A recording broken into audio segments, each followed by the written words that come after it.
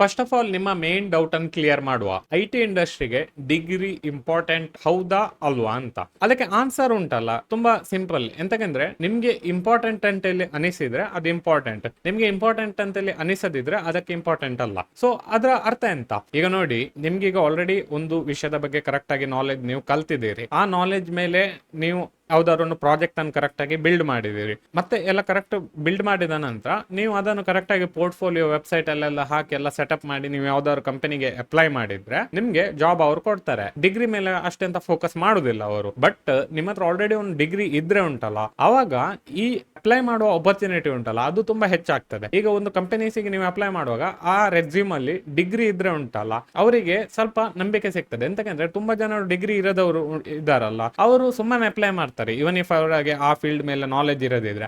ಈಗ ಅವರಿಗೆ ನಾಲೆಜ್ ಇದ್ರೆ ಆ ಫೀಲ್ಡ್ ಮೇಲೆ ಅವರು ಪ್ರಾಜೆಕ್ಟ್ಸ್ ಗಳು ಬಿಲ್ಡ್ ಮಾಡ್ತಿರ್ತಾರೆ. ಸೊ ಅದರಿಂದ ಯಾವುದೇ ರೀತಿಯ ಪ್ರಾಜೆಕ್ಟ್ಸ್ ಗಳು ನಿಮ್ಮ ರೆಸ್ಯೂಮ್ ಅಲ್ಲಿ ಇರದಿದ್ರೆ ಆಬ್ವಿಯಸ್ಲಿ ಅವರಿಗೆ ಅಟ್ ಲೀಸ್ಟ್ ಡಿಗ್ರಿ ಇದ್ರೆ ನೀವು ಡಿಗ್ರಿಯಲ್ಲಿ ಎಂತಾದ್ರೂ ಒಂದು ಪ್ರಾಜೆಕ್ಟ್ ಮಾಡಿ ಇರ್ತೀರಿ ಅಂತೇಳಿ ನಂಬಿಕೆ. ಸೊ ಅದರಿಂದ ಡಿಗ್ರಿ ಇಂಪಾರ್ಟೆಂಟ್ ಅದಕ್ಕೋಸ್ಕರ, ಅಂದ್ರೆ ನಿಮ್ಗೆ ಆಪರ್ಚುನಿಟೀಸ್ ಗಳು ಇನ್ಕ್ರೀಸ್ ಆಗ್ತವೆ. ನಿಮ್ಗೆ ಡಿಗ್ರಿ ಇರೋದಿದ್ರು ಸಹ ಜಾಬ್ಸ್ ಗೆ ಅಪ್ಲೈ ಮಾಡ್ಲಿಕ್ಕೆ ಆಗ್ತದೆ. ಎಂತಕಂದ್ರೆ ಈ ನಾಲೆಜ್ ಕಲಿಯೋದು ಉಂಟಲ್ಲ ಮತ್ತೆ ಡಿಗ್ರಿ ಸಿಗುದು ಇದೆರಡು ಡಿಫ್ರೆಂಟ್. ಈಗ ನಾಲೆಜ್ ಕಲಿಯೋದು ನೀವೀಗ ಯೂಟ್ಯೂಬ್ ಚಾನಲ್ಸ್ಗೆ ಹೋಗಿ ಅಥವಾ ಬೇರೆ ಯಾವ್ದಾದ್ರು ಕೋರ್ಸ್ ಮಾಡಿ ಆ ನಾಲೆಜ್ ಅನ್ನು ಕಲೀಲಿಕ್ಕೆ ಆಗ್ತದೆ.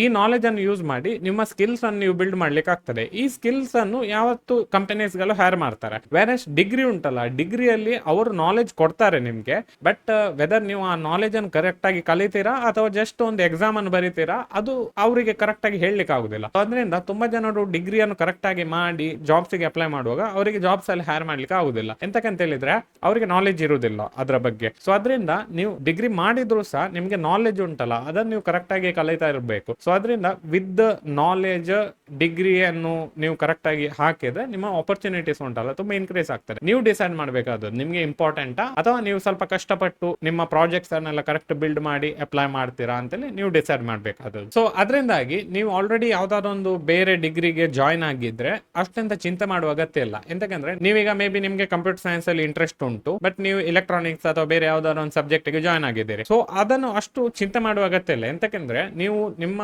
ಡಿಗ್ರಿಯನ್ನು ಎಷ್ಟಾಗ್ತದೆ ಅಷ್ಟು ಒಳ್ಳೆ ಮಾರ್ಕ್ಸ್ ಅಲ್ಲಿ ಕಂಪ್ಲೀಟ್ ಮಾಡ್ಲಿಕ್ಕೆ ಟ್ರೈ ಮಾಡಿ. ಮತ್ತೆ ಮನೆಗೆ ಬಂದು ಕಂಪ್ಯೂಟರ್ ಸೈನ್ಸ್ ಇದು ಕಾನ್ಸೆಪ್ಟ್ಸ್ ಉಂಟಲ್ಲ, may be programming, may be database, may be cloud computing, may be DevOps, ಇಂತ ಹಲವಾರು ರೀತಿಯ ಕಾನ್ಸೆಪ್ಟ್ಸ್ ಗಳನ್ನು ನಿಮ್ಮ ಮನೆಯಲ್ಲಿ ಕೂತ್ಕೊಂಡು ಕರೆಕ್ಟ್ ಆಗಿ ಕಲೀರಿ. ಮತ್ತೆ ಅಪ್ಲೈ ಮಾಡುವಾಗ ನಿಮ್ಮ ಇಂಜಿನಿಯರಿಂಗ್ ಡಿಗ್ರಿಯನ್ನು ಹಿಡ್ಕೊಂಡು ನೀವು ಇಂಥ ರೀತಿಯ ಜಾಬ್ಸ್ ಗೆ ಅಪ್ಲೈ ಮಾಡಬಹುದು. ಎಂತಕಂದ್ರೆ ನಿಮ್ಗೆ ಆಲ್ರೆಡಿ ಸ್ಕಿಲ್ಸ್ ಉಂಟಲ್ಲ, ಇದು ನೀವು ಮನೆಯಲ್ಲಿ ಕಲ್ತಿರ್ತೀರಲ್ಲ, ಈ ಸ್ಕಿಲ್ಸ್ ಅನ್ನು ಯೂಸ್ ಮಾಡಿ ಕಂಪನೀಸ್ ಗಳು ಹೈರ್ ಮಾಡ್ತಾರೆ. ಈ ಡಿಗ್ರಿ ಉಂಟಲ್ಲ ಜಸ್ಟ್ ಅವರೊಂದು ಲೈಕ್ ಒಂದು ಕ್ವಾಲಿಫಿಕೇಶನ್ ಗೋಸ್ಕರ ಅವ್ರು ನೋಡುದು. ಅದರ್ ದೆನ್ ದಟ್ ಅವರು ಸ್ಕಿಲ್ಸ್ ಉಂಟಲ್ಲ ಅದನ್ನ ಅವರು ಇಂಟರ್ವ್ಯೂ ಅಲ್ಲಿ ಟೆಸ್ಟ್ ಮಾಡಿಯೇ ಮಾಡ್ತಾರೆ. ಸೊ ಈ ಇಂಟರ್ವ್ಯೂ ಅಲ್ಲಿ ನೀವು ಸ್ಕಿಲ್ಸ್ ಗೆ ನೀವು ಪಾಸ್ ಆದ್ರೆ ಉಂಟಲ್ಲ ಅವರು ಒಳ್ಳೆ ಇದ್ರಲ್ಲಿ ಹೈರ್ ಮಾಡಿ ನಿಮ್ಗೆ ಪ್ರಮೋಷನ್ ಅದೆಲ್ಲ ಕರೆಕ್ಟ್ ಆಗಿ ಕೊಡ್ತಾರೆ. ಅದರಿಂದ ನೀವು ಕರೆಕ್ಟ್ ಆಗಿ ಕಲಿಯುವುದು ಅದು ತುಂಬಾ ಇಂಪಾರ್ಟೆಂಟ್. ಸೊ ಈಗ ಹಾಗಾಗಿದ್ರೆ ಡಿಗ್ರಿ ಇಂಪಾರ್ಟೆಂಟ್, ಡಿಗ್ರಿಯನ್ನು ನೀವು ಮಾಡಬೇಕಾಗ್ತದೆ. ಯಾವ ಡಿಗ್ರಿ ಒಳ್ಳೇದು ನಿಮ್ಗೆ ಈಗ ಕಂಪ್ಯೂಟರ್ ಅಥವಾ IT ಫೀಲ್ಡ್ ಗೆ ಕರೆಕ್ಟ್ ಆಗಿ ಬರ್ಬೇಕಿದ್ರೆ ನಾನೆಂತ ಹೇಳುದಂದ್ರೆ ನೀವು ಎಷ್ಟು ಬೇಗ ಡಿಗ್ರಿಯನ್ನು ಕಂಪ್ಲೀಟ್ ಮಾಡ್ತೀರಿ ಅಷ್ಟು ಒಳ್ಳೇದು. ಅದರಿಂದ BCA ಡಿಪ್ಲೊಮಾ ಇದು ನಿಮ್ಗೆ ಸುಲಭದಲ್ಲಿ ಮಾಡ್ಲಿಕ್ಕೆ ಆಗ್ತವೆ. ಮತ್ತೆ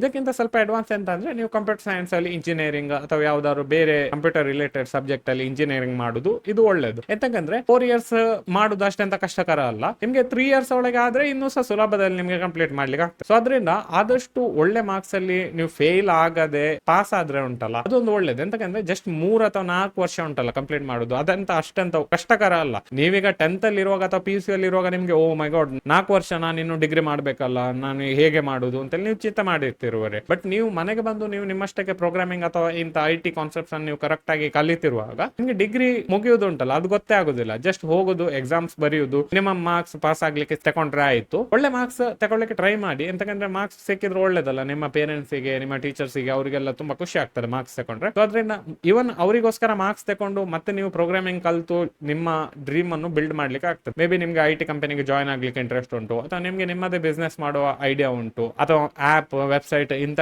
ಫೀಲ್ಡ್ ಗೆ ಸಹ ಬರುವ ಇಂಟ್ರೆಸ್ಟ್ ಉಂಟು, ಅವಾಗ ನೀವು ಮಾಡ್ಬೋದು. ಅದಂತ ಮಾಡ್ಲಿಕ್ಕೆ ಆಗುದಿಲ್ಲ ಅಂತ ಇಲ್ಲ. ಎಂತಕಂದ್ರೆ ನಾನು ಡಿಗ್ರಿ ಮಾಡಿದ್ದೇನೆ, ಡಿಗ್ರಿಯನ್ನು ಕರೆಕ್ಟ್ ಆಗಿ ಮಾಡಿದ್ದೇನೆ ನಾನು. ಎಂತಕಂದ್ರೆ ಫ್ಯಾಮಿಲಿಯಲ್ಲಿ ಡಿಗ್ರಿ ಬೇಕು ಅಂತೇಳಿ ಅವ್ರು ಹೇಳ್ತಿದ್ರು. ಸೊ ಅವರಿಗೋಸ್ಕರ ಡಿಗ್ರಿ ಮಾಡಿದೆ, ಒಳ್ಳೆ ಮಾರ್ಕ್ಸ್ ಸಿಕ್ಕಿದೆ ಅದ್ರಲ್ಲಿ. ಮತ್ತೆ ನಂಗೆ ಎಂತ ಇಂಟ್ರೆಸ್ಟ್ ಉಂಟು ನಾನು ಅದೇ ಫೀಲ್ಡ್ ಗೆ ಹೋಗಿ ಕಂಪನಿಯನ್ನು ಬಿಲ್ಡ್ ಮಾಡಿದೆ. ಮತ್ತೆ ಈಗ ಯೂಟ್ಯೂಬ್ ಅಲ್ಲಿ ಎಲ್ಲ ವಿಡಿಯೋಸ್ ಗಳನ್ನ ಹಾಕ್ತಿದ್ದಾರೆ. ಸೊ ಅದರಿಂದ ನೀವು ಡಿಗ್ರಿ ಮಾಡ್ಲಿಕ್ಕೆ ಉಂಟಲ್ಲ ಅಷ್ಟೆಂತ ಕಷ್ಟ ಅಲ್ಲ. 3 ವರ್ಷ 4 ವರ್ಷ ಕೂತ್ಕೊಂಡು ಡಿಗ್ರಿ ಮಾಡ್ತಿರುವಾಗ ನೀವು ಕರೆಕ್ಟ್ ಆಗಿ ಪ್ರೋಗ್ರಾಮಿಂಗ್ ಮತ್ತೆ ಆಲ್ ದ IT ಕಾನ್ಸೆಪ್ಟ್ಸ್ ಅನ್ನೆಲ್ಲ ಕರೆಕ್ಟ್ ಆಗಿ ನೀವು ಕಲಿಬಹುದು. ಅದರಿಂದ ನೀವು ಡಿಗ್ರಿಯಲ್ಲಿ ಆಲ್ರೆಡಿ ಜಾಯ್ನ್ ಆಗಿದ್ರೆ ತೊಂದರೆ ಇಲ್ಲ, ಕರೆಕ್ಟ್ ಆಗಿ ಅದನ್ನು ಕಲೀರಿ, ಒಳ್ಳೆ ಮಾರ್ಕ್ಸ್ ತಗೊಳ್ಳಿಕ್ಕೆ ಟ್ರೈ ಮಾಡಿ. ಮತ್ತೆ ಕೋಡಿಂಗ್ ಅನ್ನು, ಡೆವಲಪ್ಮೆಂಟ್, ಕ್ಲೌಡ್ ಇಂತಹ ಹಲವಾರು ವಿಷಯಗಳನ್ನು ನೀವು ಕರೆಕ್ಟ್ ಆಗಿ ಕಲೀರಿ. ಮತ್ತೆ ನಿಮ್ಗೆ ಇಂಥ ಡ್ರೀಮ್ ಉಂಟು ಅದನ್ನು ಫಾಲೋ ಮಾಡಿ ನೀವು. ಸೊ ಈ ವಿಡಿಯೋದಲ್ಲಿ ಇಷ್ಟೇ. ನಿಮ್ಗೆ ಈ ವಿಡಿಯೋ ಇಷ್ಟ ಲೈಕ್ ಮಾಡ್ಲಿಕ್ಕೆ ಮರಿಬೇಡಿ, ಸಬ್ಸ್ಕ್ರೈಬ್ ಮಾಡಿ ಚಾನಲ್ಗೆ. ನೆಕ್ಸ್ಟ್ ವಿಡಿಯೋದಲ್ಲಿ ಸಿಗೋಣ.